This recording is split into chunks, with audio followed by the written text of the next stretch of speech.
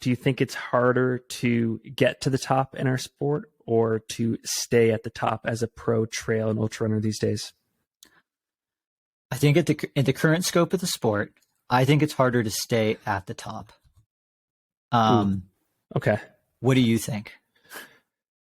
Before I dive into that. Yeah, my point has a lot of questions, and I'll ask them here. So in order to answer this question, I need to know from both of us how much of an advantage present day does a sponsored athlete have over an unsponsored athlete? Like, do they have significantly more time, more resources, less stress? Is this tangible enough right now? How much of an advantage, if they have it, does it give them? I would say if it's at least, like, let's just throw out a number, 15% better, more advantage, I think that we have to take a serious look at getting to the top as being harder. I do think it will be getting to the top as soon as the vast majority of athletes in our sport that are pro are truly full-time. At that point, I think it will be, but I currently think that it's staying at the top. And I think that this is something that's really interesting about our sport. And I'm actually borrowing this from a Jeff Rose article that I randomly stumbled on like 3 days ago, where he says, what's interesting about our sport is, like, when you get into your late 30s and early 40s, let's say you're like a 100-miler guy, like you're a Jeff Browning, and you start to lose like 2 to 3% year over year.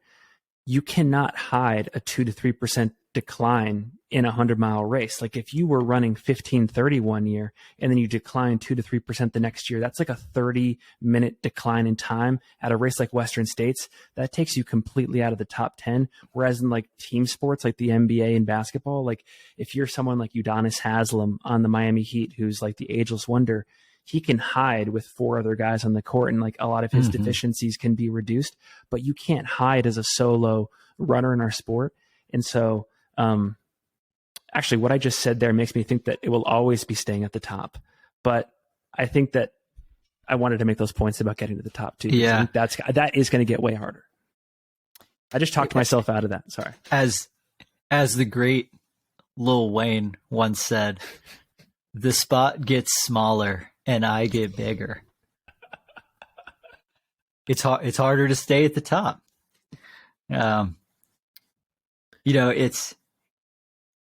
But I think it's harder relative to other sports too. Yeah, I prefaced my answer by saying, like, in the current state of the sport, I think it's harder to stay at the top. Yep.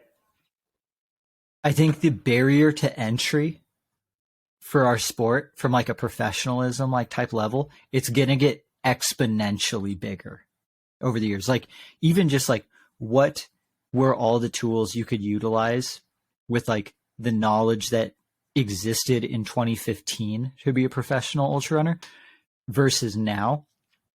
There's a lot more money you could spend to be a professional ultra runner now. Not that you couldn't spend it before, you just didn't know how to spend it, or that you should have spent it. But now, and I think that number is going to continue to get bigger as the sport evolves, and all these limits continue to get pushed. And that definitely doesn't come in the form of just simply training harder. I think so much of it is actually training smarter. And with we could brainstorm some things. Like, if I had no budget, if you had no budget to be a professional ultra runner, like right now, I would be working with my sponsor for fully custom footwear for sure. So like, I'm getting a custom last made that is size Brett, which I know is like a 9.5 for my left foot and a 9 3/4 for my right. So that right there is costing like $50,000 for them to build that last.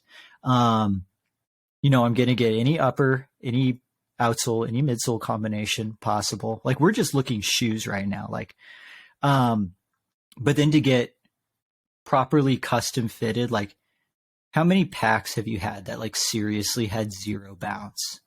Like, what if like a brand could just make that for you? Like, how is that not a thing? And then, like, of course I would have a nutritionist.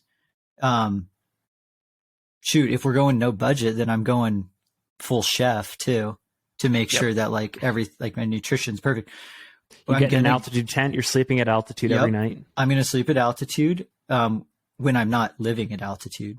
You know, I'm Yep. either going to be at altitude, which would be like a training camp, so that costs money, or I'm going to have my altitude tent and live in a spot down low.